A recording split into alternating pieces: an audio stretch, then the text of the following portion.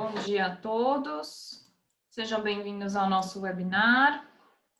Vamos esperar aqui 2 minutos até que todo mundo consiga se conectar. Por favor, nos enviem aí no chat se está tudo certo com o som, se vocês estão conseguindo ver aqui a nossa tela também. É sempre bom a gente que fica aqui sem escutar vocês, ter pelo menos um retorno no chat sempre ajuda bastante. Obrigada aí, Célio, Silvina, Milena. Ok, então tá tudo certo aqui com o nosso áudio. O João também aqui mandando no Q&A. Bom dia, João. Prazer ter você aqui também. Obrigado, prazer é meu. Bom dia.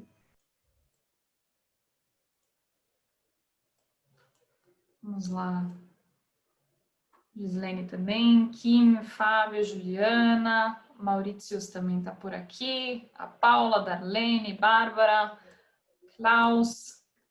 Muito bom ter vocês aqui no webinar conosco nessa manhã. Estamos animados para compartilhar tudo que a gente tem aqui. A gente preparou uma programação especial, os palestrantes também, a gente ficou muito feliz de terem aceitado o nosso convite.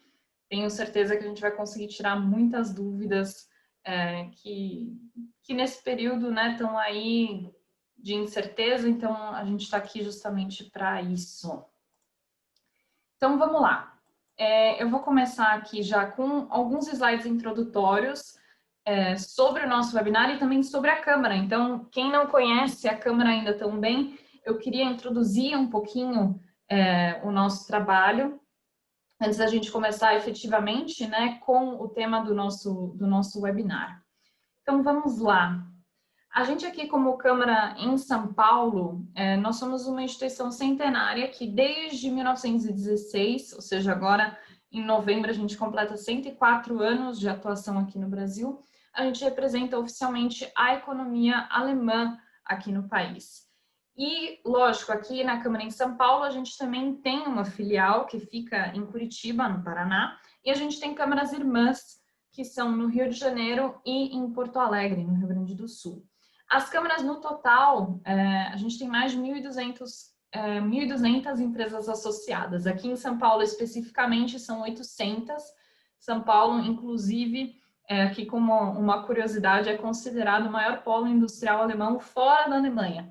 Então, a gente tem muitas empresas alemãs representadas aqui e que juntas representam cerca de 10% do PIB industrial brasileiro e empregam diretamente 25 mil pessoas. E a gente aqui, como Câmara, lógico, tá para servir os nossos associados, então trazer informações em forma de webinar, em forma de publicações, ajudar empresas alemãs a entrarem no mercado brasileiro, empresas brasileiras a entrarem no mercado alemão, então a gente faz toda essa ponte aqui.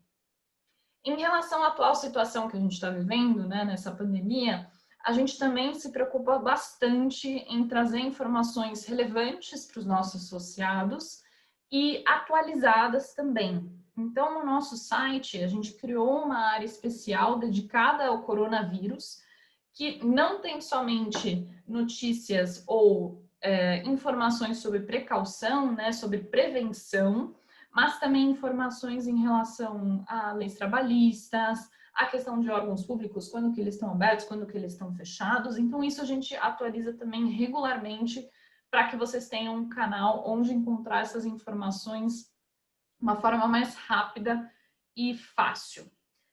Além disso, a gente tem também os webinars, que nem esse aqui, a gente se propõe a trazer assuntos relevantes do momento, né, discutir também os assuntos relacionados à diversidade, ao mundo jurídico, falar um pouco de inovação, de startups. E, claro, a gente tem também um relatório que eu sou suspeita para falar, acho muito interessante, chamado Wochenbericht. Como diz a palavra em alemão, né, ele é enviado semanalmente para o mailing dele, e ele é um compilado de notícias brasileiras traduzidas para o alemão. Então, ele serve muito bem como um relatório semanal do que aconteceu aqui no país. Se você, por exemplo, é uma pessoa que precisa fazer um report para sua matriz semanalmente ou mensalmente, a cada 15 dias, é um material muito interessante que vocês podem também se inscrever para receber lá no nosso site. Além disso, a gente também tem intermediado doações e a realização de projetos para o combate ao coronavírus. Então, lá no nosso site também, na área de plataforma de ação RAHK, vocês conseguem ver um pouquinho mais desse trabalho e se quiserem também contribuir com a empresa de vocês, enfim, é um ponto bem interessante agora nesse momento que a gente está vivendo. Além disso, eu trouxe aqui também o Brasil Alemanha News. Ele é um portal de notícias que é alimentado por nós, aqui da Câmara de São Paulo, dedicado também para as notícias dos nossos associados, dos nossos parceiros e notícias em relação aos nossos eventos e atividades. Se vocês tiverem curiosidade de dar uma olhada no que as empresas associadas estão fazendo também em relação ao combate ao coronavírus, a gente tem uma aba específica ali do coronavírus também, que reúne todas essas matérias e, claro, um monte de notícias e releases sobre novidades das nossas empresas associadas, sobre os eventos que a gente tem realizado aqui na Câmara. E também, por último, aqui uma novidade, a nossa Bolsa de Empregos, né, que era uma plataforma muito tradicional da Câmara, ela ficou desativada durante um tempo, mas a gente reformulou ela inteiramente. Ela está de novo ativa para todos os nossos associados aqui. Você publicar vagas que você tem abertas na sua empresa é totalmente gratuito. Você também consegue acessar todo o banco de dados de currículos que estão disponíveis e que estão cadastrados nessa plataforma. Então, fiquem também à vontade para entrar na Bolsa, explorar um pouquinho, ou se vocês quiserem também enviar para o departamento de RH de vocês, é uma plataforma muito legal. E vamos lá, agora ao tema que todo mundo se logou hoje aqui para escutar, que é justamente o nosso webinar das regras de migração ao embarque. Prepare-se para a sua próxima viagem internacional. Antes de começar, eu queria apresentar os nossos palestrantes e agradecê-los também pela participação hoje. Foi muito bom a gente ter conseguido reunir esse pessoal. A gente pensou muito, né, nos temas que a gente queria abordar aqui. Inclusive, também um agradecimento especial ao Lufthansa, né, que se aproximou da gente e falou, nossa, vamos fazer esse webinar, acho que é interessante a gente conversar sobre esse assunto. Então, hoje aqui, conosco a Sofia Almas, que ela é responsável pela área de passaportes e vistos do Consulado Geral da Alemanha aqui em São Paulo. O Dr. Ícaro Boskowski também, que ele é o Head do Serviço de Controle de Infecção do Hospital Alemão Oswaldo Cruz. O João Pita também está aqui, Head of Airline Business do GRU Airport. E também o Tom Maas, que é Senior Director of Sales South America do Lufthansa Airline Group. Então, novamente, muito obrigada por vocês terem aceitado o nosso convite. E, pessoal, a gente pensou na sequência aqui das palestras da seguinte forma, né? A gente imaginou como é que um passageiro, ou por onde um passageiro que vai fazer uma viagem internacional começa a pensar ou tem que se organizar. Então, por conta disso, a Sophie vai começar a falar sobre a questão de protocolos de segurança, de quarentena na Alemanha também, ver a questão como é que funciona essa restrição de viagens. O doutor Ícaro vai falar com a gente sobre os testes, né? Porque depois dessa fase de você descobrir como é que funciona a quarentena, como é que, se tem alguma restrição de viagem para aquele país, você precisa também ver a questão do teste, né? Fazer o coronavírus, então ele vai do coronavírus, ele vai falar para a gente então um pouco dos tipos de testes, como é que isso está funcionando. E, lógico, depois desse processo, você vai até o aeroporto e aí o João vai conversar um pouquinho com a gente sobre os protocolos no aeroporto, o que a gente precisa tomar cuidado, quais são os pontos de atenção.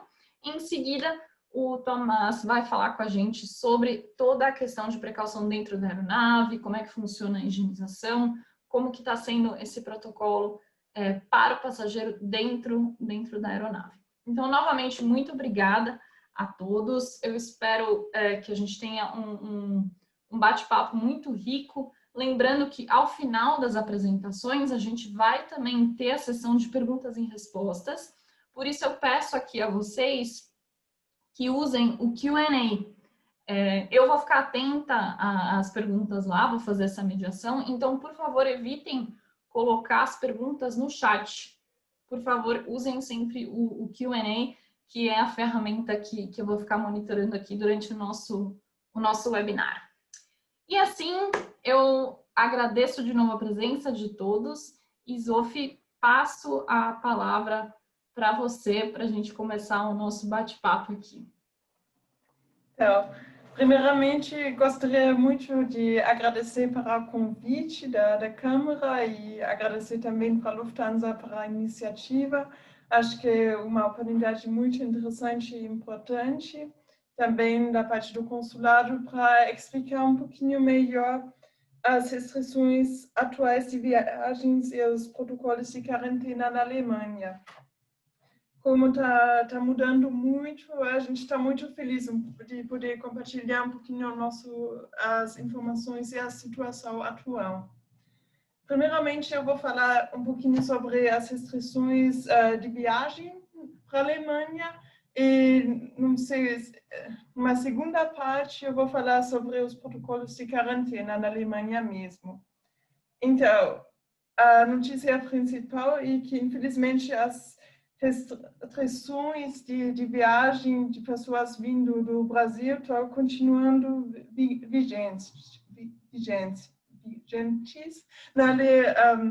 Então, ainda, infelizmente, tem restrições de viagens para pessoas vindo do Brasil. Isso não é sobre a cidadania das pessoas, mas pessoas que passaram nos últimos 14 dias antes de entrar na Alemanha, um tempo no Brasil, para eles se aplicam essas restrições. Porém, atualmente tem muitas exceções já.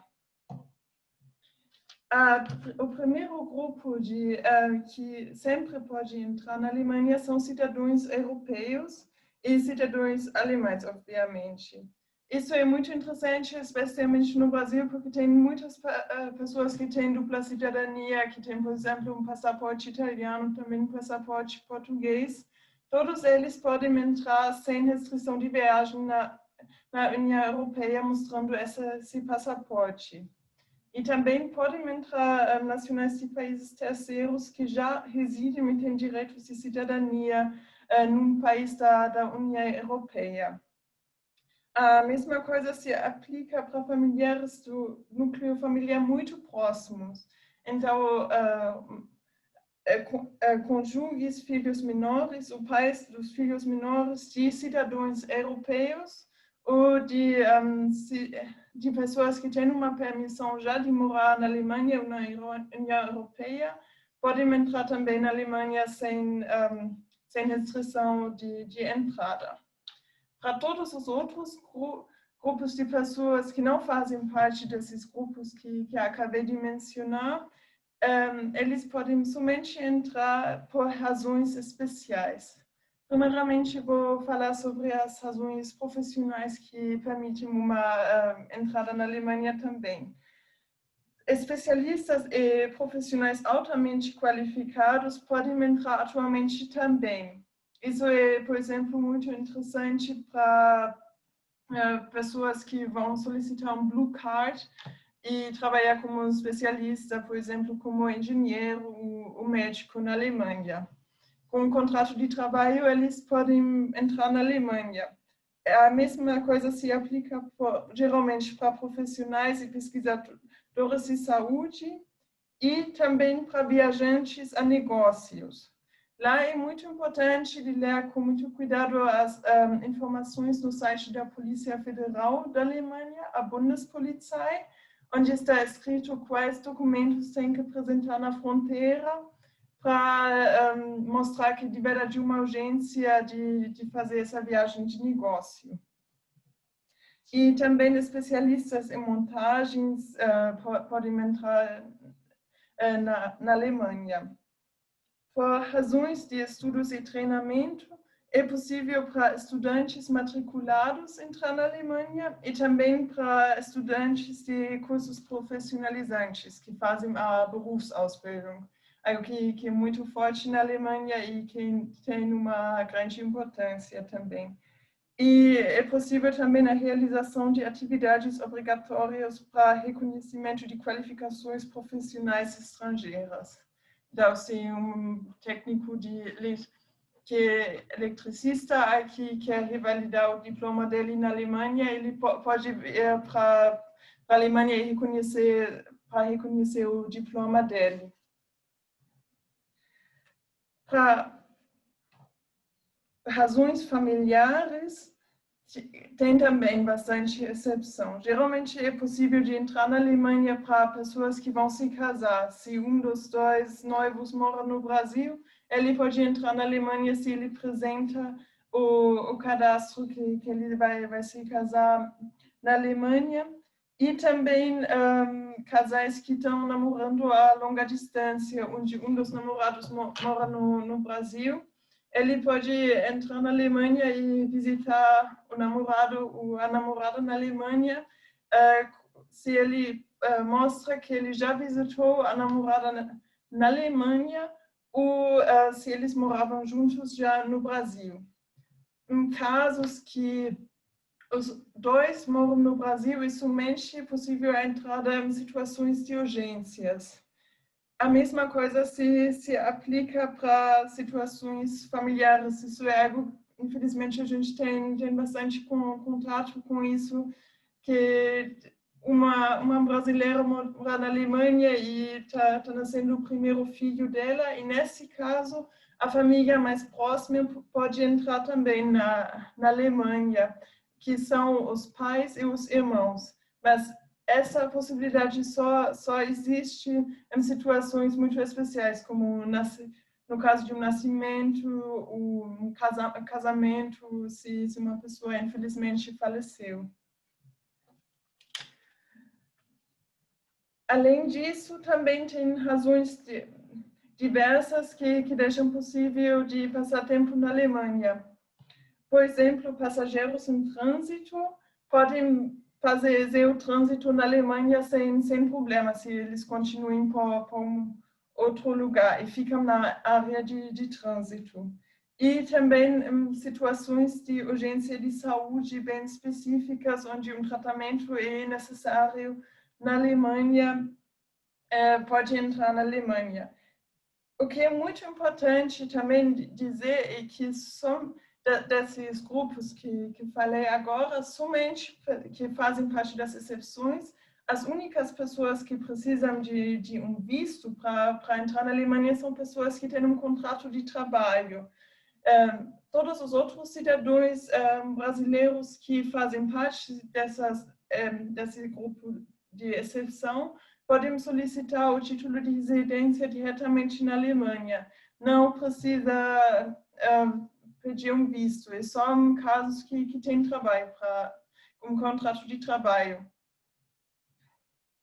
E também é muito importante falar que eu dei uma visão mais geral, tem muitas exceções e no final da minha apresentação vou mostrar o link também do nosso site, que fala sobre mais casos específicos. E agora vou para a segunda parte da minha apresentação sobre as regras de quarentena na Alemanha. Geralmente, pessoas que estão vindo de um país de risco, que o Brasil declarado assim também na Alemanha, tem que fazer obrigatoriamente uma quarentena de 14 dias chegando na Alemanha. E entrar em contato com o Gesundheitsamt, a autoridade responsável do lugar onde as pessoas vão passar esses 14 dias e avisar. Porém, tem possibilidades de não precisar fazer essa quarentena.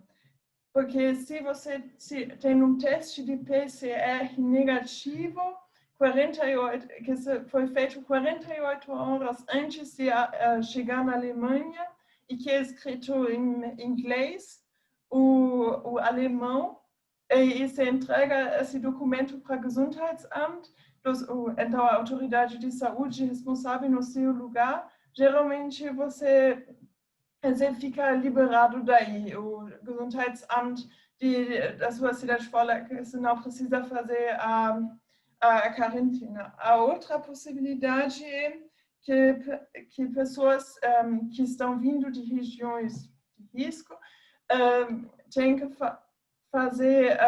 podem fazer um teste de PCR de graça na Alemanha. Tem centros de teste de graça nos aeroportos grandes, por exemplo, no aeroporto de Frankfurt e Munique, onde estão chegando a maioria das pessoas vindo do Brasil. Também tem em cada cidade um centro. Então, se você não fez o teste chegando na Alemanha no aeroporto, o Gesundheitsamt vai te avisar sobre o lugar onde é possível de fazer o teste. Atualmente, tem um plano que mesmo com um teste negativo, um teste negativo, vai ser obrigatório uma quarentena de 5 dias. Mas isso não é confirmado ainda. A decisão vai ser tomada provavelmente no dia 15 de outubro, que vai dar essa confirmação se isso vai ser permitido, se essa lei vai ser aplicada ou não, porque depende também muito das capacidades das autoridades de saúde. Como está chegando, infelizmente, uma segunda onda na Alemanha, não é muito claro o que vão ser as medidas. E por isso, Stephanie, você pode mostrar os links? Eu vou aproveitar também de recomendar alguns sites que têm muitas informações e que estão sendo sempre atualizados também. Primeiramente, o site das representações alemãs no Brasil, brasil.diplo.de, que fala muito especificamente sobre as regras de entrada por brasileiros para a Alemanha. O site da Polícia Federal é muito interessante também, porque é a Polícia Federal na Alemanha que faz a decisão final sobre a entrada na Alemanha. Não é o consulado, mas é a Bundespolizei no momento na fronteira mesmo que toma a decisão final. Por isso, em casos de dúvidas, é sempre uma boa ideia também falar não só com o consulado, mas entrar em contato diretamente com a Bundespolizei. Geralmente eles falam inglês, lá também podem responder dúvidas em inglês. E o Ministério Federal de Saúde é muito interessante também, porque dá todas as informações sobre as regras de quarentena e como essas regras vão mudar provavelmente nos próximos dias. Vai ser muito interessante de receber informações aí também.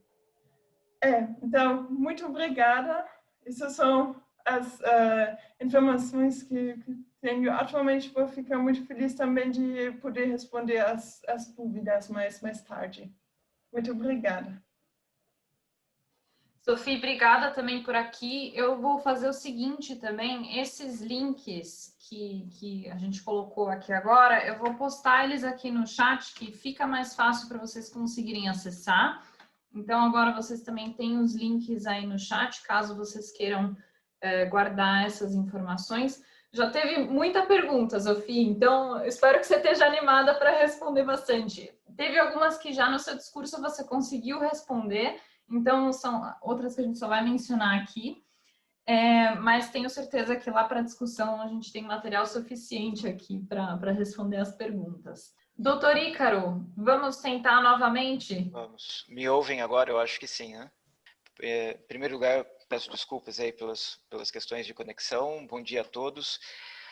Eu quero começar agradecendo a organização do evento e pelo convite e também parabenizar pela iniciativa, né? Nesse momento de retomada, os deslocamentos e as viagens são pontos de muita atenção que nós devemos ter para o controle da epidemia. A minha apresentação ela vai ter um foco principalmente na questão dos testes, quais são os testes que nós temos disponíveis e quais são a aplicabilidade de cada um destes testes em relação ao tempo de doença e as triagens para viagem, por exemplo. No segundo momento, eu vou falar rapidamente sobre os cuidados durante a viagem, mas de uma maneira muito rápida. Realmente o João explorou de uma maneira muito mais ampla e com muita propriedade sobre esses cuidados.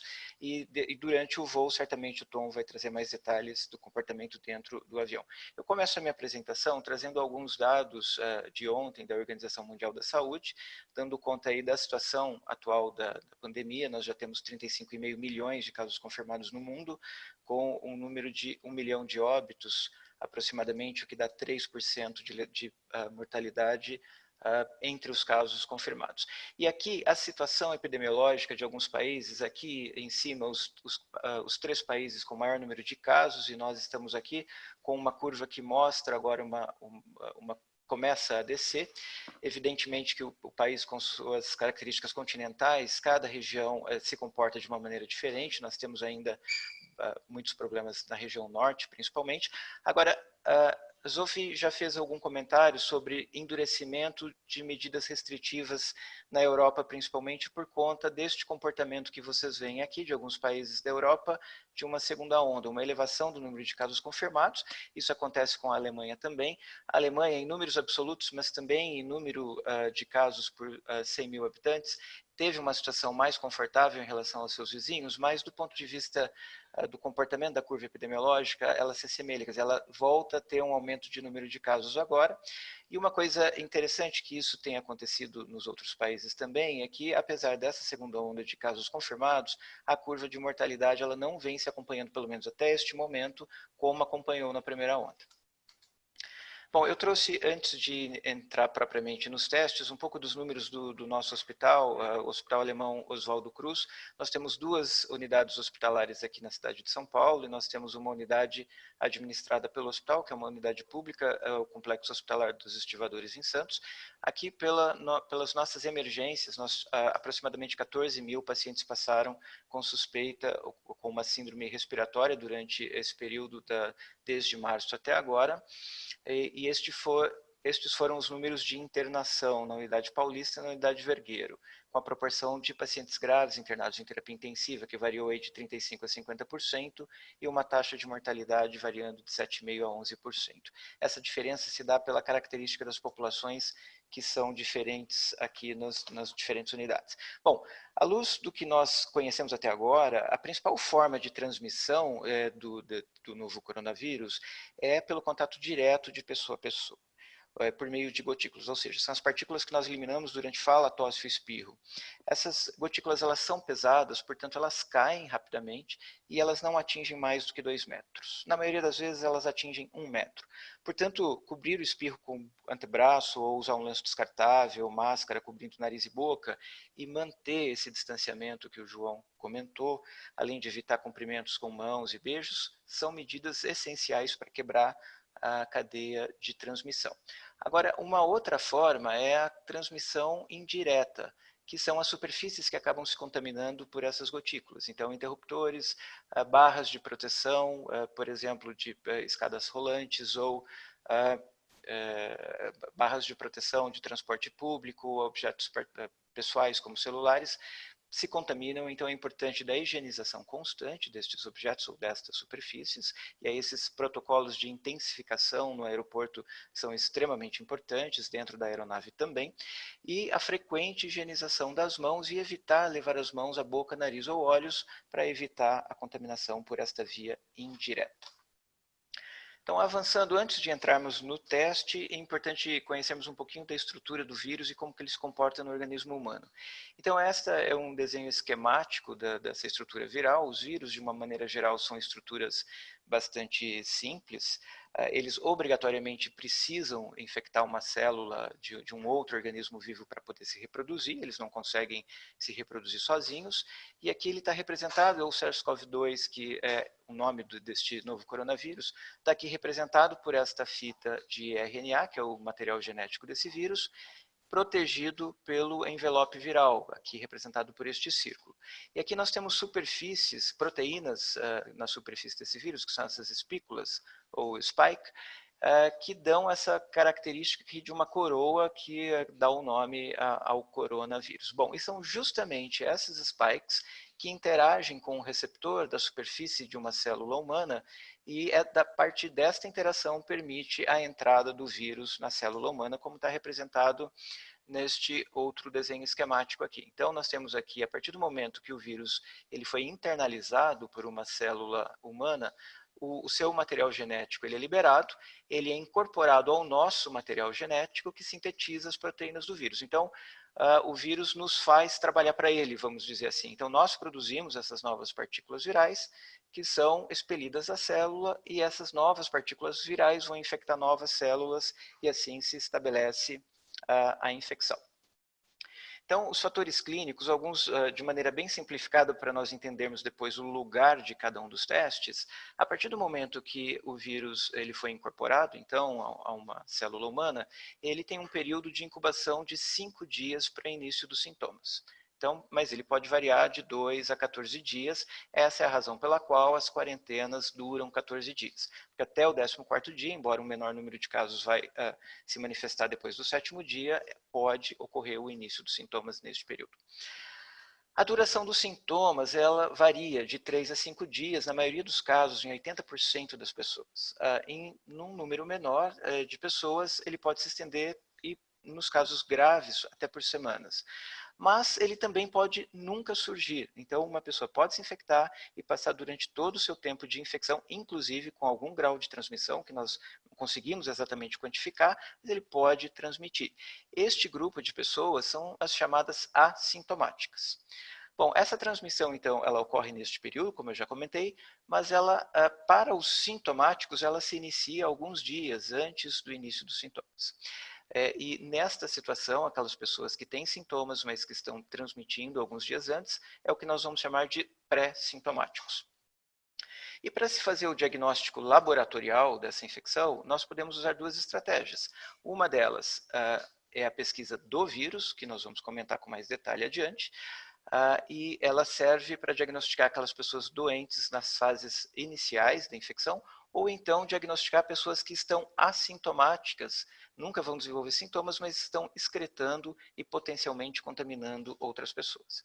Uma outra forma de se fazer diagnóstico é a pesquisa de anticorpos, mas nesta situação, o que nós identificamos são proteínas do sistema imunológico de pessoas que já passaram pela infecção e, na maioria das vezes, na imensa maioria das vezes, já estão recuperadas. Uma síndrome gripal como outras gripes, ela fica indistinguível de outras gripes. As variáveis que afetam a gravidade da doença são essas colocadas aqui, já bem discutidas aí na mídia. O sexo masculino discretamente mais afetado que o feminino para doença grave, idade mais avançada, especialmente os maiores de 60 anos, e pessoas com doenças prévias, especialmente as cardiovasculares, diabetes, doenças respiratórias crônicas, obesidade e assim por diante. Bom, entre aqueles que desenvolvem os sintomas, a doença tem um comportamento trifásico, que nós chamamos. Então, a fase inicial está aqui representada, vejam essa faixa azul, representa uma carga viral elevada neste momento, principalmente na via respiratória alta, um aspecto importante para a testagem, e ela tem nesta etapa uma gravidade menos importante, que está aqui representada por essa linha em preto. A fase 2 se reduz bastante a carga viral, principalmente na via alta, o vírus ele se concentra mais no pulmão, e eu posso ter uma resposta inflamatória mais importante para aqueles que têm uma evolução mais desfavorável. E os doentes que vão ter uma evolução muito grave, eles têm uma carga viral baixíssima na fase mais tardia e uma resposta inflamatória exacerbada, o que determina a gravidade nessa etapa. Então aqui é importante para nós entendermos a evolução dos testes, né? Qual é o melhor momento de cada teste, na fase inicial da doença, tanto nos sintomáticos ou nos pré-sintomáticos como nos assintomáticos. O teste mais adequado nessa fase são os testes que nós pesquisamos os vírus. Então, nós temos dois tipos, que é a pesquisa do material genético do vírus, por meio da PCR, ou a pesquisa de antígeno, nós pesquisamos proteínas do vírus, como, por exemplo, a spike. que eu mostrei lá atrás. E a melhor janela para essa pesquisa vai do 3º dia do início dos sintomas até por volta do 8º dia. Depois, a partir deste momento, é possível detectar vírus ou antígenos, mas a quantidade passa a se reduzir e a chance de falsos negativos aqui aumenta bastante.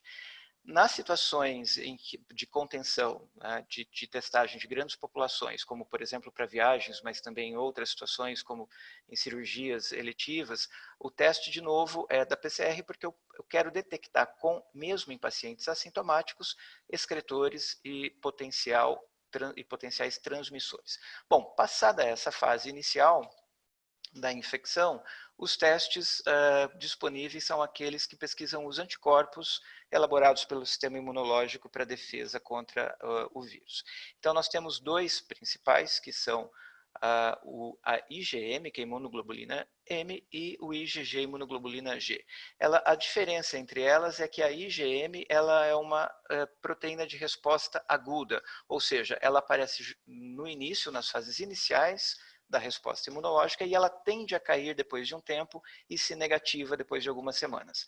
Já esta proteína IgG, ela é uma proteína de memória, vamos dizer assim, ela permanece positiva por longos períodos. Ok, então aqui estão os testes, os tipos de testes disponíveis, como eu já comentei, aqui à minha esquerda a pesquisa viral, seja por amplificação do material genético ou proteínas, e anticorpos aqui à minha direita. Eu vou falar de cada um deles agora. Bom, então como é que funciona um teste de PCR, que é a reação em cadeia da polimerase, é uma enzima que amplifica o material genético do vírus. O vírus, como eu comentei na fase inicial da infecção, ele está presente em grande quantidade nas células do trato respiratório alto, ou seja, da nasofaringe e orofaringe principalmente. Então, nós temos que acessar essas células. De que maneira nós fazemos isso? Por meio desse swab, que é um cotonete, vamos dizer assim, com uma haste bastante longa, para que eu possa, por meio da narina, acessar essa parte posterior lá no fundo. Esse é um exame bastante desconfortável, quem já fez sabe disso, que não é nada confortável fazer. Eu preciso, o examinador ele precisa atingir aqui a nasofaringe, girar para que ele consiga despregar algumas células aqui desta região que vão aderidas a essa ponta do cotonete, ser colocadas aqui num tubo que proteja estas células e chegue ao laboratório para a reação de amplificação. A execução desse teste ela é um tanto complexa. Ela depende de múltiplas etapas, aquecimento, vários ciclos de amplificação desse material genético. E os testes rotineiramente eles demoram muitas horas. Então essa é a razão pela qual a maioria dos laboratórios pede aí até 48 horas para o resultado. Existe a possibilidade de plataformas de teste rápido, como o João comentou, de algumas horas, 4 ou até 6 horas para o resultado do teste. Nós ganhamos em rapidez e perdemos um pouquinho em positividade, mas existe esta possibilidade. A outra possibilidade de se pesquisar vírus nesta fase inicial da infecção é o teste do antígeno. Então, a lógica é mais ou menos a mesma. Então, eu vou capturar aqui das células do sistema respiratório e vou não pesquisar o material genético, mas pesquisar as proteínas do vírus, como o spike, por exemplo, como eu comentei atrás. E ele tem uma grande vantagem em relação à PCR, que é a execução mais simplificada. Ele é um teste rápido. Aqui tem uma representação desse teste, então eu coloco este material respiratório nesta cavidade, tem um papel absorvente nessa placa, e por capilaridade ele vai correr e vai encontrar aqui uma linha que o fabricante colocou com um reagente anti-antígeno do vírus. Então, esta linha colorida indica a presença do antígeno nessa amostra. E aqui, bom, aí saímos dos testes de vírus e vamos agora para os testes de anticorpos, que é um teste mais tardio, que identifica as pessoas que passaram pela doença. Parece complexo aqui nesse desenho que eu trouxe, mas na verdade não é. Ele é muito semelhante ao teste de gravidez, como aquela placa que eu mostrei anteriormente, e eu gostaria que vocês concentrassem a atenção nestas 4 plaquinhas aqui. Então, o que nós fazemos? Aqui é um teste de sangue, eu não estou mais pesquisando o vírus na secreção respiratória, mas eu estou pesquisando anticorpos circulantes no sangue do indivíduo. e eu coloco uma gota de sangue, então, aqui nesta cavidade.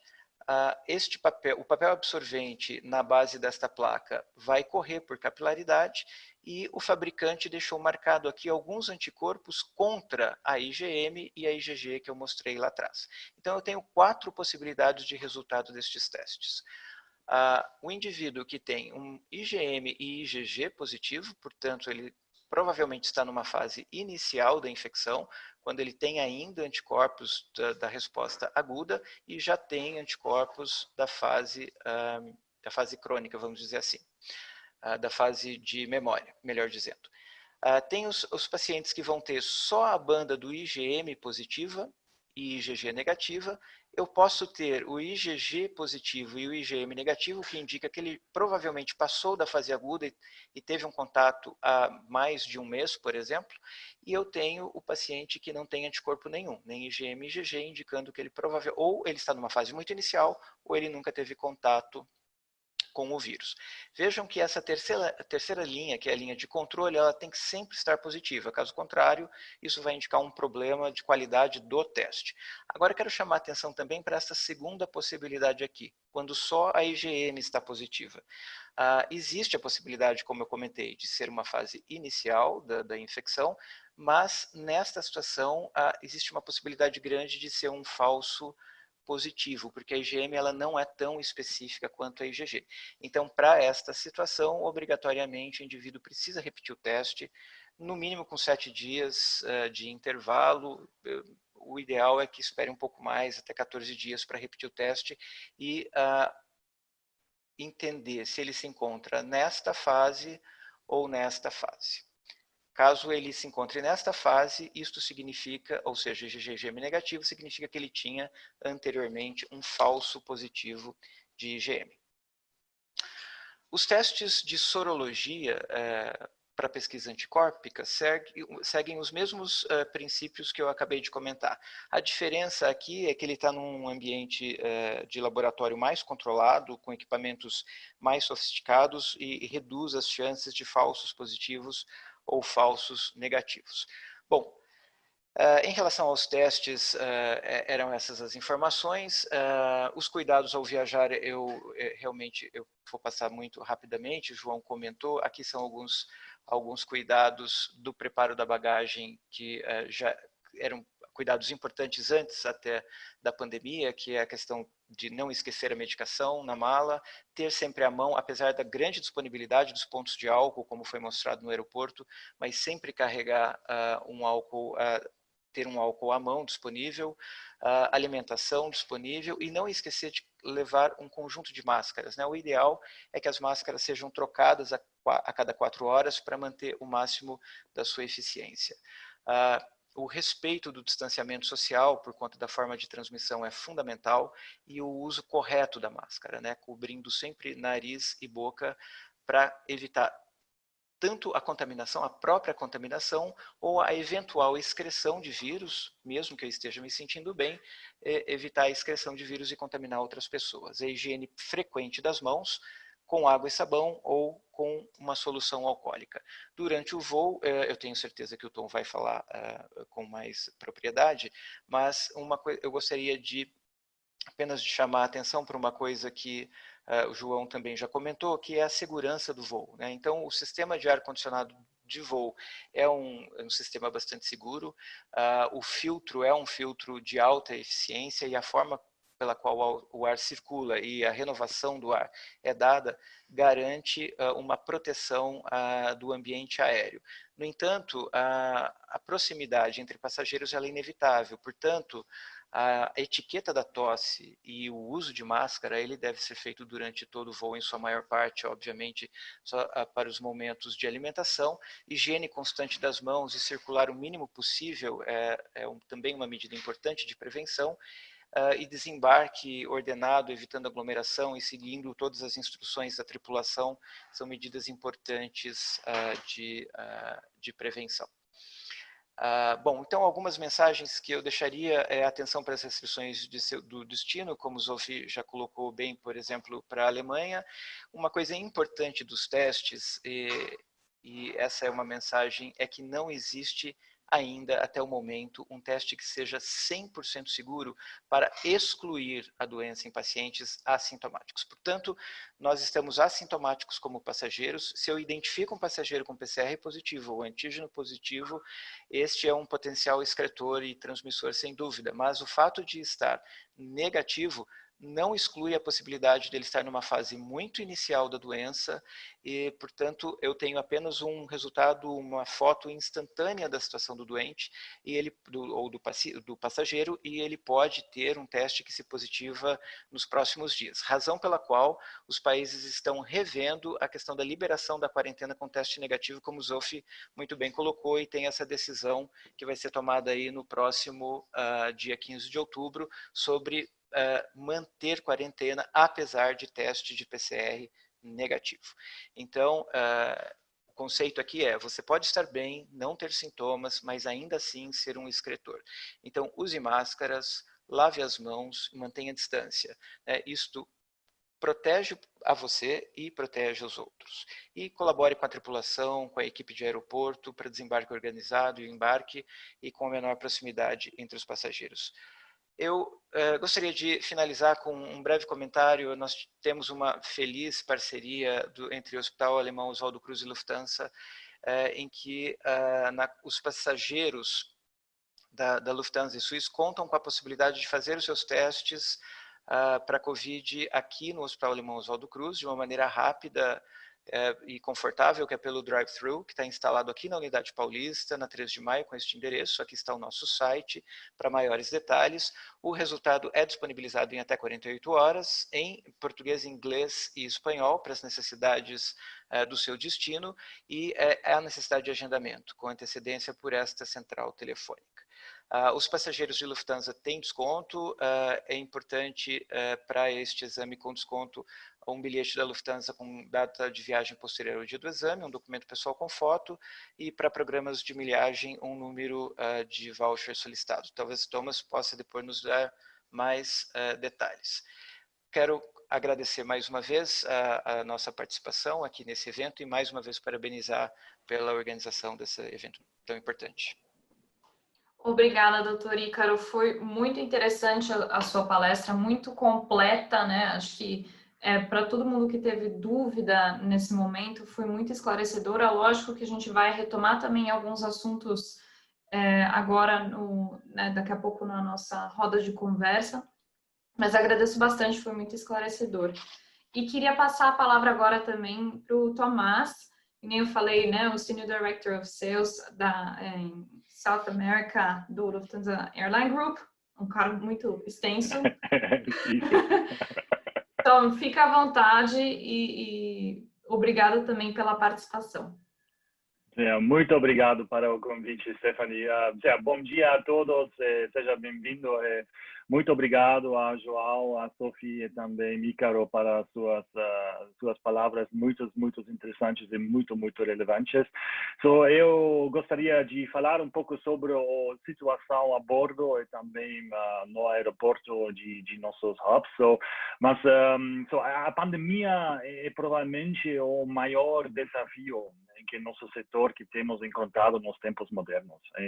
Por quê? Porque, em primeiro lugar, nós precisamos nos adaptar rapidamente a uma situação de demanda em declínio. E, em segundo lugar, sem saber muito sobre o vírus, nós tivemos que alinhar nossos serviços e gerenciando necessidade de segurança de saúde e as expectativas que os clientes têm em relação a uma companhia aérea premium. E desde o começo, nós seguimos a ciência e, felizmente, temos um imunologista próprio no Lufthansa Group.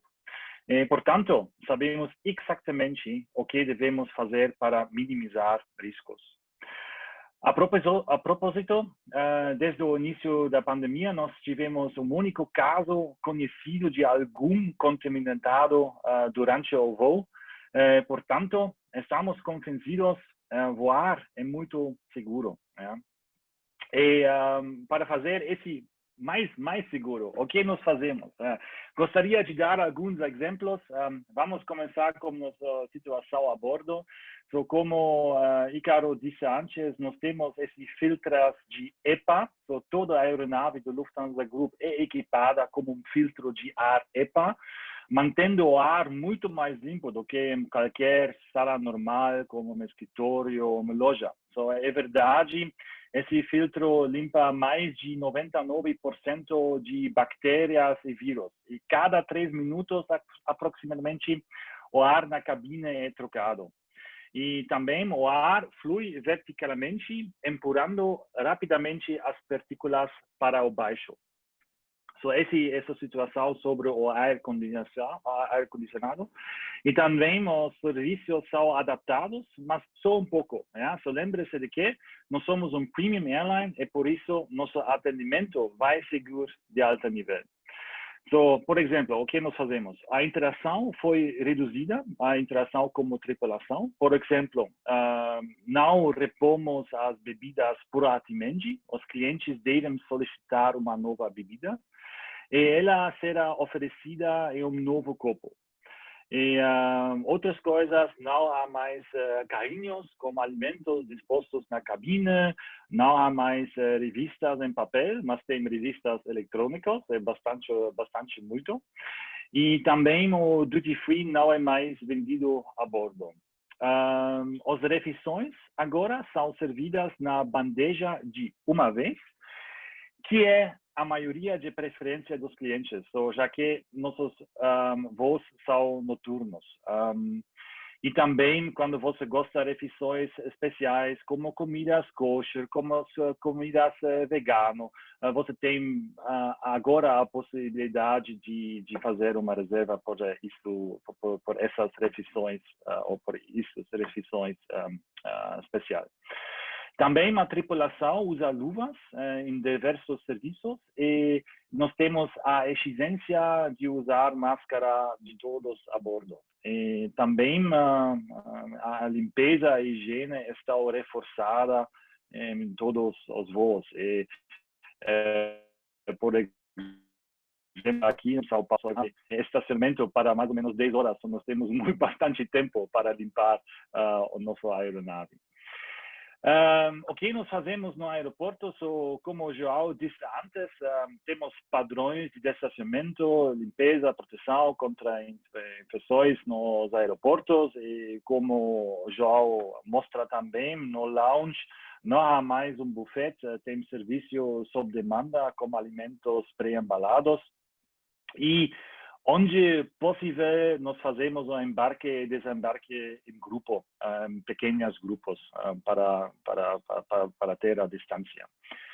E, por fim, nós usamos a tecnologia sem contato, por exemplo, o cartão de embarque através de aplicativos e também nós usamos biometria em tecnologia biométrica em alguns aeroportos.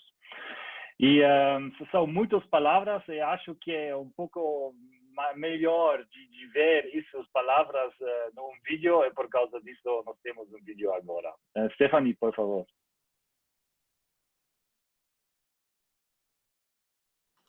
Rapidinho, Tom, que eu compartilhei errado, senão todo mundo não ia escutar o áudio do vídeo. Pronto, agora sim.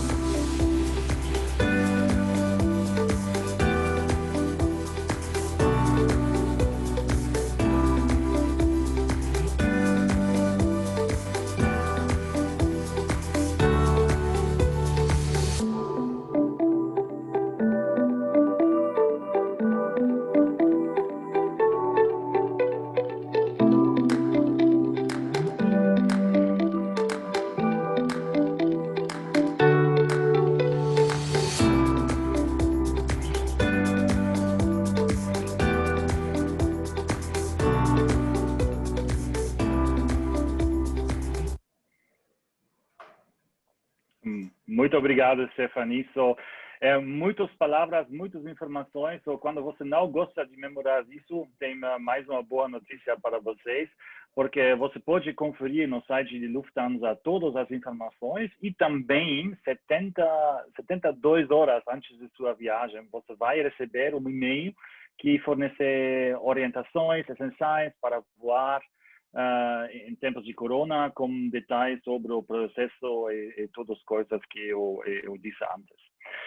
Para resumir, apesar dos novos protocolos adotados, o Lufthansa Group não descuidou do nível de serviços e atendimento oferecido aos seus clientes nesse momento. Estou feliz que os dados de voo São Paulo-Frankfurt parecem provar isso. Durante a crise, nós nunca paramos de voar. Na malha de Lufthansa, nós só temos 5 rotas que nunca pararam. E nós somos uma das poucas airlines que servem São Paulo sem interruptor. E os dados, atualmente, o voo Frankfurt-São Paulo é o melhor voo da nossa malha das Américas. E também os dados de ANAC comprovam que nossa taxa de ocupação em agosto foi o melhor do setor, mas alcançar a marca de mais ou menos 57%. Esse não é ideal, mas estamos bem posicionados e acho que é uma boa taxa de ocupação durante a pandemia. E mesmo assim, as expectativas são promissoras e por causa disso nós planejamos ampliar nossa oferta em dezembro com voos diários entre São Paulo e Frankfurt. E nós analisamos também a ampliação a nossos voos para Zurique de 3 a 5 voos por semana. E por fim, estou muito feliz com nossa parceria com o Oswaldo Cruz para fazer testes, porque no Lufthansa nós somos convencidos que esse é muito importante para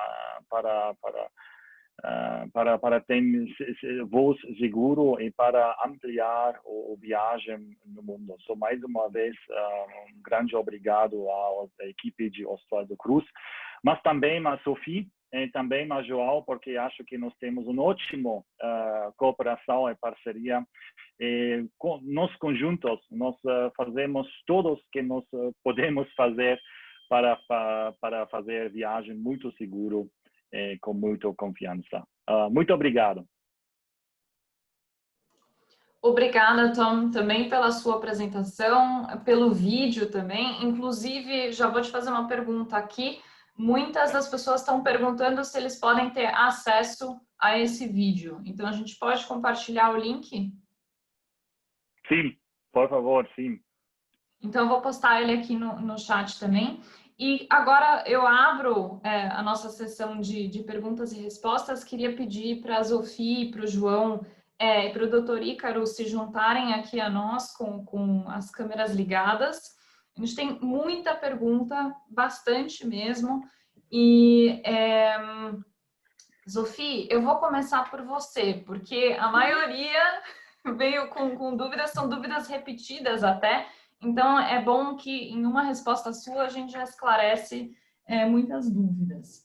A gente teve uma dúvida específica sobre a questão das regiões distintas na Alemanha e se tem diferença de restrições, ou se não, a Alemanha como um todo, a restrição é a mesma. E já adicionando aí, se, por exemplo, a pessoa chega em Frankfurt e precisa daí ainda se deslocar para outra cidade, como é muito comum, onde ela deve fazer a quarentena? Se ela tem que fazer isso ainda em Frankfurt ou se ela faz daí na cidade de destino final? Então, geralmente as regras de entrada para a Alemanha são em todas as fronteiras da Alemanha iguais. Porém, de verdade, os estados da Alemanha têm muita influência e poder que se mostra atualmente nessa crise. Então, de verdade, tem diferenças não só entre estados diferentes da Alemanha, mas também entre os municípios.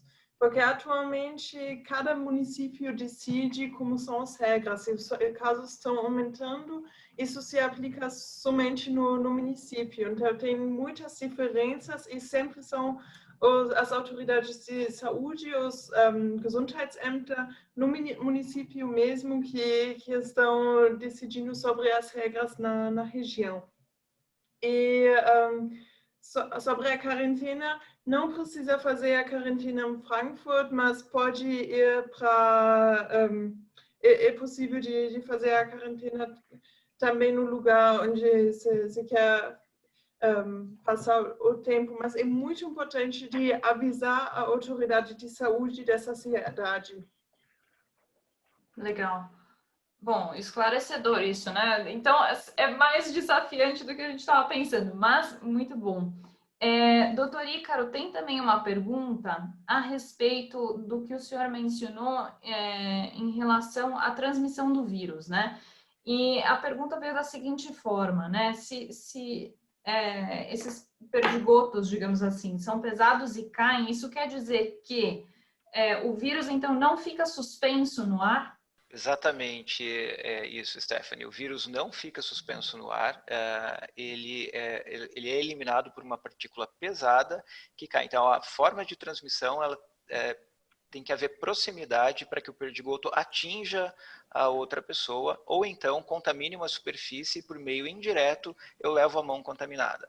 Agora, existe uma exceção do vírus circulando no ar, que está mais restrito ao ambiente hospitalar. Em algumas situações, especialmente na terapia intensiva, com alguns procedimentos médicos que invadem a via aérea, ele pode espalhar vírus e ele ficar durante algum tempo suspenso no ar. Mas isso está muito mais restrito a este tipo de ambiente. Legal. E vou aproveitar também o gancho, que muitas pessoas perguntaram, aí, doutor Ícaro, e acho que o Tom também pode completar. O pessoal está perguntando o valor do teste e o desconto que os passageiros da Lufthansa têm para fazê-lo. Vocês têm essas informações? Pode falar, Tom. Sim, ok, obrigado. O preço de teste acho que é 310 ou 315 reais. Esse custo é verdade mais baixo que na Alemanha, então eu acho que é um custo bem. E acho que essa é a pergunta, eu sou o preço, 300. E o desconto? 300, e o desconto que o pessoal da Lufthansa tem? Sim, esse desconto, esse mostra um desconto de mais ou menos 10%. Muito bom, muito bom. Ainda em relação aqui à questão, Zofia, de protocolos e restrições. A gente tem aqui algumas perguntas, só para você explicar um pouco melhor qual que é essa liberação, digamos assim, dos familiares de primeiro grau para visitarem pessoas na Alemanha. Então, tem bastante pergunta em relação a isso, porque tem pessoas com passagem comprada que estão com esse receio.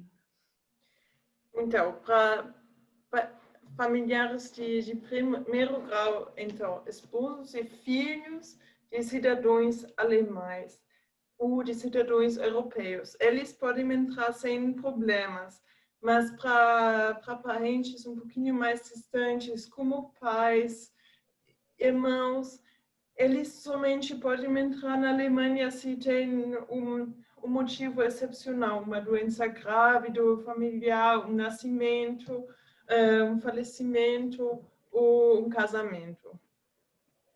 Tá.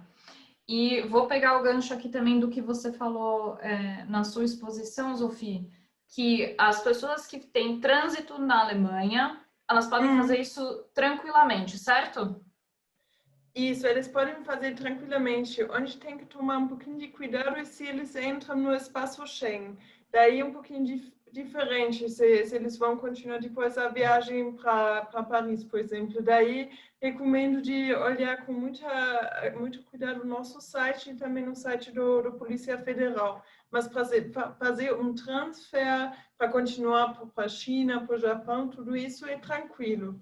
E brasileiros também não precisam de visto para fazer transfer. Tem alguns países que precisam de um visto de transfer também no aeroporto, mas tem uma informação sobre esses países no nosso site, mas no Brasil é bem raro que tem pessoas que precisam de visto. Cidadãos brasileiros não precisam se preocupar com isso.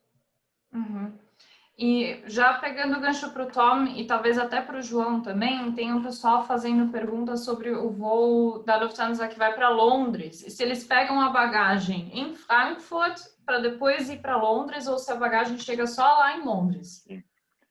Sim, boa pergunta. Nunca mudar com essa regra. A bagagem é como seu no voo. Quando você tem mais um voo na Londres, a bagagem em Frankfurt é automaticamente pegar no outro voo. Despachada, né? Despachada. Desculpe? Despachada. Muito obrigado. Despachada. É automaticamente despachada no próximo voo. Você não se preocupa sobre nada como bagagem. Vamos lá. Eu tenho aqui também uma pergunta, Tom, em relação à questão de disposição dos passageiros na aeronave. Vocês têm alguma coisa em relação a isso? Como que é feito esse processo? Ou, como o doutor Ícaro falou, né, é muito seguro, você tem ainda a proximidade, né, dos passageiros, mas você tem toda a questão de segurança do ar-condicionado e tal, e vocês têm ainda alguma coisa em relação ao distanciamento ou como que fica a disposição dos passageiros? Quando nós temos um voo que não é muito cheio, não lotado, nós temos normalmente nós pensamos sobre o seating na aeronave, mas você tem a oportunidade de fazer uma reservação de seus assentos que você quer de reservar, e com isso você tem a oportunidade de esquecer ou de pegar assentos que são muito confortáveis para você, mas é verdade. Normalmente nossos voos não são muito cheios e por causa disso nós não temos situações, ou só alguns casos nós temos situações em que nós temos voos cheios. Normalmente você tem uma situação muito confortável na aeronave. E como você disse, e Carol também, o ar na aeronave é muito, muito limpo. E nós não temos alguns casos como uma infecção na aeronave desde março. Eu acho que é seguro. Obrigada, Tom. Zofie, as perguntas para você não param. Vamos lá. Agora, uma pergunta que eu acho que, né, você já respondeu isso, mas só para a gente esclarecer aqui também. Se, por exemplo, um brasileiro, né, a pessoa tem o passaporte brasileiro, e nos últimos 15 dias esteve numa região que não é considerada uma região de risco para a Alemanha, como, né, você mencionou mesmo que o Brasil ainda está sendo considerado uma região de risco. Essa pessoa consegue entrar na Alemanha mesmo com o passaporte brasileiro? Sim, o passaporte brasileiro não é o problema é vindo do Brasil. Então, daí ele pode entrar sim, se ele não for numa região de risco. Porém, quase o mundo inteiro atualmente é região de risco, também dentro da União Europeia. Recomendo que ele dê uma olhada na site do Robert Koch Institute, que é o instituto que cuida disso na Alemanha, que declara as regiões de risco. Tá. E em relação aqui... Desculpa. Se informa também no site do Ministério Federal de Saúde sobre o prazo exato, para não perder nenhum prazo, de ficar só 14 dias ou só 15 dias. Eu posso fazer Obrigada, uma pergunta, Zofie? Claro. Em relação à restrição da origem de testes, né? Existe, a Alemanha restringiu por algum tempo, pelo menos, os resultados de alguns países, né? Em relação ao Brasil, como está a situação hoje? Então, hoje, agora, os testes de PCR são reconhecidos do Brasil também. Isso demorou para conseguir, mas faz mais ou menos um mês que testes do Brasil são reconhecidos também. E sobre os critérios de testes exatos, tem informações detalhadas no site do Robert Koch Institute. Também tem que ser testes PCR e eles têm que ser emitidos em alemão ou inglês. Testes em português não são reconhecidos. E sobre os mais detalhes, o doutor vai entender melhor no site do Robert Koch Instituto que eu, quais são os requisitos. Mas são reconhecidos, sim, testes do Brasil, finalmente. Sim, obrigado pela resposta, porque essa realmente é uma dúvida que circulou muito por conta dessa restrição anterior. Então, acho que é bom deixar esclarecido aqui que a partir de agora os testes são reconhecidos. Então, obrigado. E uma coisa que eu acho importante a gente reforçar também, Zufi, só para a gente deixar registrado aqui, foi o ponto que você trouxe, né? Que mesmo com o teste negativo, ainda há necessidade de você fazer essa quarentena. Lógico que ali no dia 15 de outubro a gente vai também ter essa informação se esse período vai ser reduzido, né, para 5 dias, certo?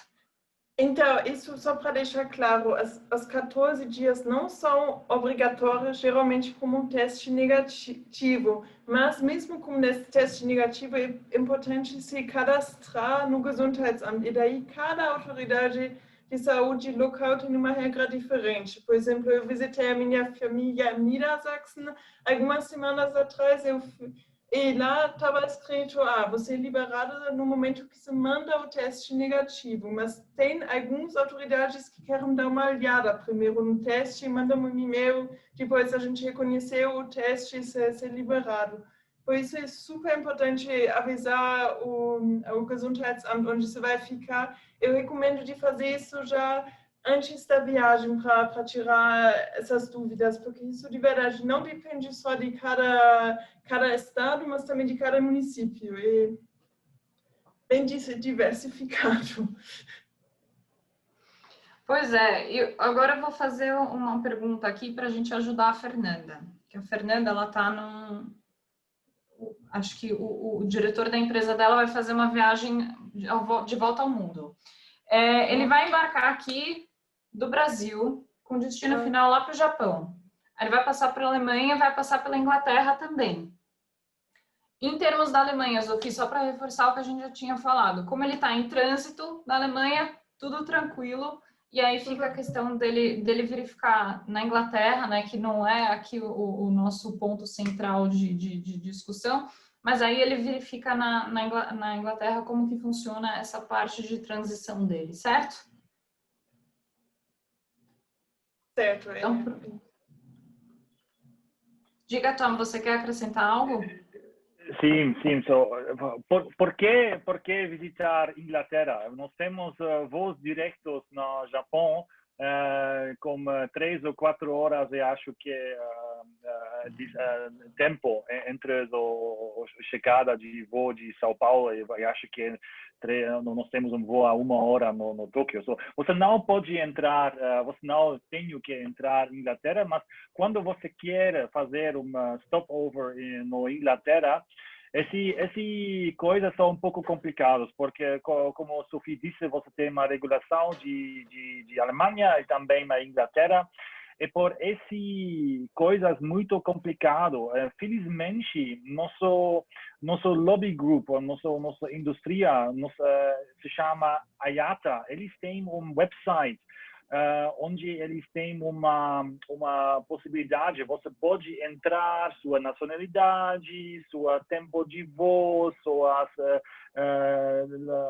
cidades de trânsito, aeroportos, e lá você tem mais uma opção de obter mais informações.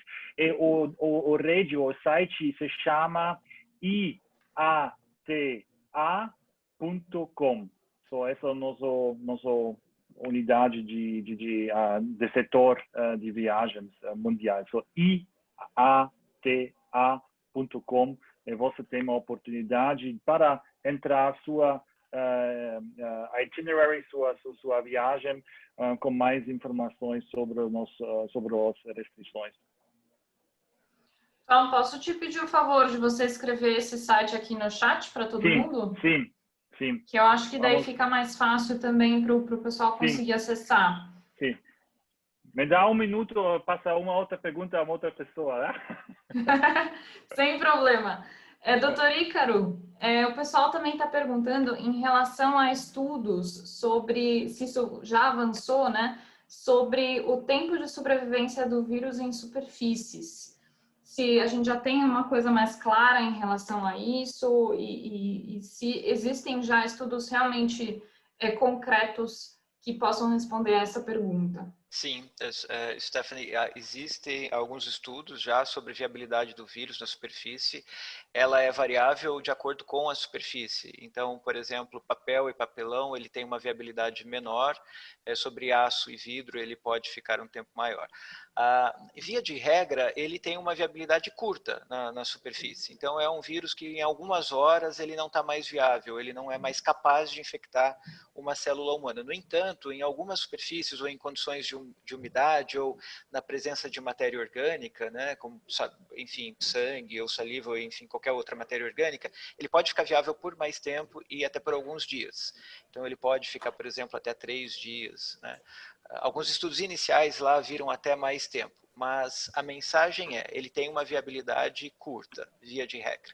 Então, de qualquer modo, do ponto de vista do ambiente, uma coisa que é sempre muito importante é a questão da higiene do seu ambiente de contato mais imediato, vamos dizer assim. Então, por exemplo, no ambiente de trabalho ou em áreas públicas, tomar muito cuidado com o toque de superfícies, principalmente aquelas que nós chamamos de autocontato, né, onde muitas pessoas põem a mão e eu tenho que, enfim, higienizar as mãos para evitar de me auto-inocular. Obrigada, doutor Ícaro.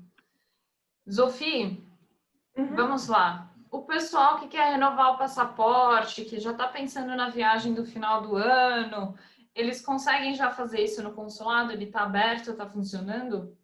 Então, o consulado voltou a funcionar, porém de forma restrita. Por isso, pode demorar mais. É possível de agendar de novo, porém tem uma fila um pouquinho menor de espera. A gente recomenda de tentar de agendar durante vários dias e dá certo, mas a gente não funciona como antes da pandemia, mas a gente oferece todos os serviços. O único serviço que a gente não voltou a oferecer ainda é o serviço de cidadania, de entregas para não de passaporte, mas o certificado amarelo de cidadania, porque isso é possível de entregar os documentos diretamente na Alemanha no Bundesverwaltungsamt, o BVA. Mas todos os outros serviços já voltaram. Obrigada. Doutor Ícaro, vamos lá. A pergunta de $1 milhão, ou aqui, como estamos na Câmara Alemã, €1 milhão. Qual que é a previsão da vacina para nós aqui? Né, o senhor tem alguma previsão que o senhor possa dar ou algum comentário em relação a tudo que a gente está vendo aí na mídia, né, das várias vacinas que a gente tem em testes e talvez até já em produção? De fato, é a pergunta de €1 milhão, né, mas assim, o que nós temos de diferente em relação aos outros processos, né, nesta pandemia, todos os processos foram muito acelerados, né? Tanto do ponto de vista de investimento como de processos regulatórios. Isso não quer dizer que as etapas tenham sido puladas, absolutamente. As etapas de segurança de testes foram todas cumpridas. No entanto, houve um esforço muito grande por parte dos organismos de pesquisa e governamentais para que se convergisse esforços de acelerar os procedimentos. Então, assim, a informação que nós temos, inclusive da Organização Mundial da Saúde, é de uma previsão de uma resposta de vacina até o final deste ano ou o início do próximo ano, de 2021. No entanto, é importante que a gente saiba que assim, é a resposta dos estudos. Aí precisaremos saber exatamente qual é a eficácia dessa vacina, que ainda não temos nenhuma informação a esse respeito, né? Alguns ensaios estão mais acelerados e outros em etapas um pouco mais precoces, mas, enfim, nós temos dezenas de protocolos em andamento nesse momento. Obrigada, doutora. A gente está aqui todo mundo ansioso por uma vacina para que a gente consiga começar a voltar ao normal, né? Enfim. Tem uma coisa que é Oh, desculpa. Desculpe. Tem uma coisa interessante, assim, é um comentário geral, mas que assim, não deixa de ser muito interessante. Este vírus, ele tem uma taxa de mutação baixa, né? Ele muta pouco. Então, ao menos do ponto de vista teórico, isso é muito bom para a produção de uma vacina. Porque vírus que mutam demais é muito difícil você conseguir essa estabilidade que, enfim, que a vacina consiga atingi-lo em todas as suas etapas de mutação, digamos assim. Então, essa é uma esperança, digamos assim, de que a gente consiga uma vacina por conta dessa característica do vírus. Ótimo. Vamos ficar com os dedos cruzados que sim. Tom, eu tenho uma pergunta aqui em relação a grupos de risco. Se há, dentro da aeronave, ou né, quando vocês recebem a informação de que tem um passageiro do grupo de risco, se há alguma diferenciação no tratamento? A pergunta é muito difícil. Nós não temos regras especiais para grupos de riscos, porque é muito difícil para nós de analisar que é um grupo de risco sim ou não. É verdade, nós não temos regras especiais, mas como eu disse antes, eu acho que nós temos um ambiente muito seguro na aeronave. Eu acho que esse é suficiente para dar segurança também a grupo de riscos. Tom, se me permite complementar a sua resposta, eu Por acho favor. que é isso mesmo, e as medidas de prevenção, né, elas têm que ser universais, né? Quer dizer, isso independe de quem tem mais risco de ir pior ou ir melhor, porque a cadeia de transmissão ela está colocada para todos. Então, o grupo de risco ele se refere mais a gravidade do adoecimento quando a doença se instalou, mas do ponto de vista de prevenção, ele deve ser indistinto para todos os indivíduos. Muito bem colocado, Obrigado. doutor Ícaro. Obrigada. E, Tom, também eu acho que é importante a gente talvez ir para esse lado um pouco mais prático. Você mencionou também durante a sua fala que nos voos da Lufthansa você tem exigência do uso de máscara. Tem algum tipo de máscara que não é permitida no voo, que às vezes a gente chama de máscara, mas não é? Um chale que a pessoa enrola no pescoço, enfim. É uma pergunta muito difícil quando você não é um técnico sobre os PPS, especialmente não em língua portuguesa. Pode, Ícaro, me ajuda, mas nós precisamos no voo os normal máscaras médicas. Nós não aceitamos um scarf, ou nós não aceitamos também as coisas plásticas em frente de sua viagem, e também nós não aceitamos as máscaras com valvas que filtram interior, mas não filtro exterior. São essas máscaras que você compra nas lojas de fazer home improvement. Você precisa máscaras médicas, mas infelizmente não sei o nome oficial dessas máscaras. Por favor, Ícaro, me ajuda. Perfeito, Tom. Assim, a máscara médica ela é chamada de máscara cirúrgica simples. Esse é o nome de uso hospitalar, né? Você levantou dois pontos importantes que eu gostaria de ressaltar. Um deles é a questão do visor, né? O objetivo deste visor ele é de proteção contra estes perdigotos, para impedir que eles atinjam a sua mucosa, atinge os olhos ou o seu nariz, enfim. Mas ele não impede que você elimine as partículas, né? Então ele não filtra as suas partículas. E a máscara, no uso da comunidade, dentro do avião, no aeroporto, etc., ele tem a função, uma das principais funções desta máscara é evitar que potenciais excretores do vírus estejam expelindo o vírus. Então ele tem uma proteção muito maior de quem está ao redor de um excretor do que exatamente de quem está se protegendo. Então, isso é muito importante se ter em mente, né? A segunda coisa que você comentou é da máscara com as válvulas de expiração.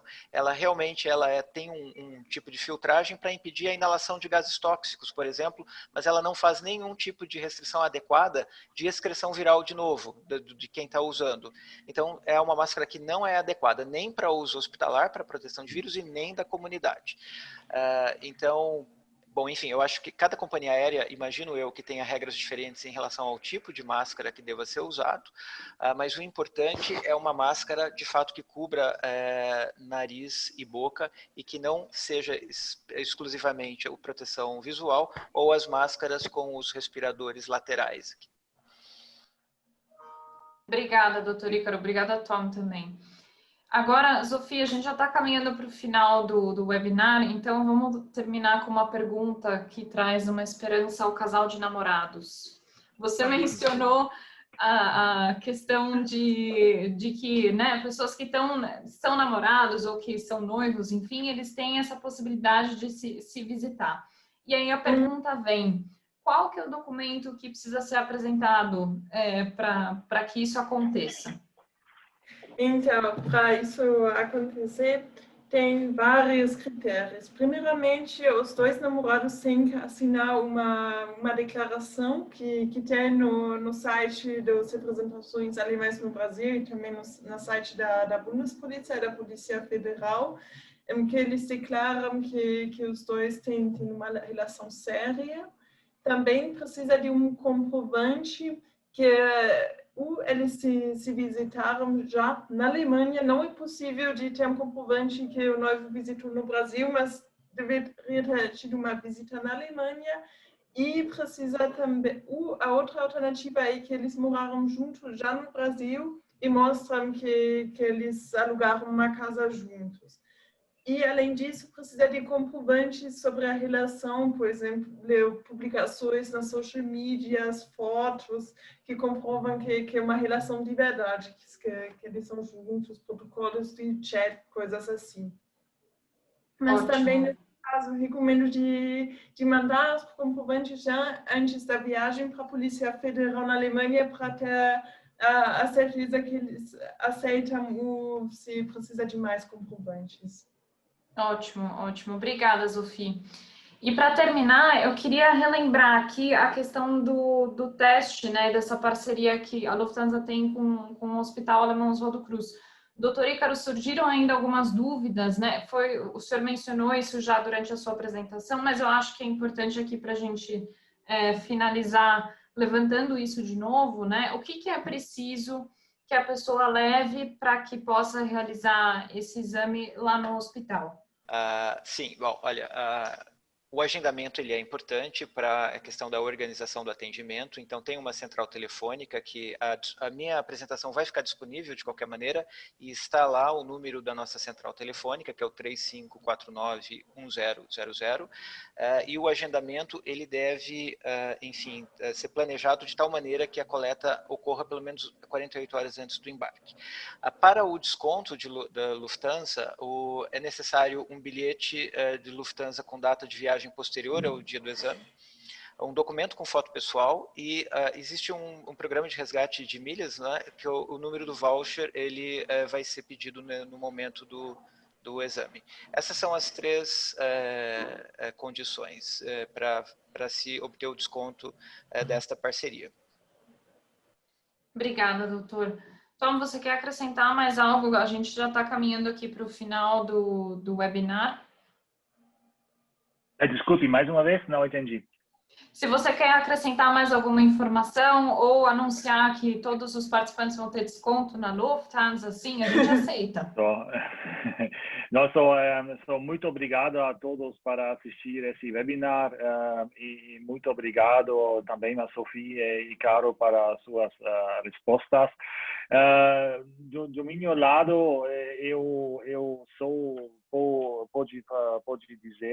posso dizer que nós temos confiança que viagem com a aeronave é muito seguro. Por favor, não tem medo, mas é verdade, você tem que informar-se com muitos detalhes antes de seu voo. E por causa disso, por isso nós temos o redes de consulado e também os redes internet sites de lufthansa.com com mais informações. E mais uma vez, muito obrigado para assistir. Obrigada também pela participação, Sophie. Doutor Ícaro, vocês querem também colocar uma colocação aqui de conclusão? Sophie. Eu gostaria, parabéns para a Câmara, parabéns para a Lufthansa por ter tido essa iniciativa. Acho que foi muito bom, muito interessante. Eu vou colocar o e-mail geral do consulado também no chat, no caso de dúvidas mais específicas, e daí a gente pode dar as respostas mais individuais. E vamos torcer que o Luguinho não vai ter uma vacina e a gente não precisa mais dessas restrições. Esperamos todos, Sophie. Bom, acho que da minha parte eu quero mais uma vez agradecer muito essa oportunidade. Eu acho que uma das formas importantíssimas de se combater a epidemia é a informação. Então, informação de boa qualidade, onde nós possamos debater quais são os principais pontos, desmistificar e realmente prestar atenção naquilo que de fato importa para a prevenção, que foi exatamente o que aconteceu aqui. O voar é seguro, viajar continua sendo seguro, desde que nós sigamos todas as recomendações que a ciência hoje entende como protetoras de transmissão. E obrigado. Eu vou deixar também o nosso contato, já deixei na apresentação, que vai ficar disponível. De qualquer modo, nós ficaremos muito felizes em responder as perguntas dos participantes a qualquer momento.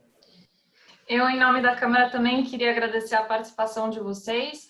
Como a gente falou aqui, os participantes vão daí receber também um e-mail com essas informações, com a apresentação do Dr. Ícaro, os links todos que a Sophie trouxe para nós, o link do vídeo da Lufthansa também, então fiquem despreocupados, vocês vão receber isso tudo no e-mail.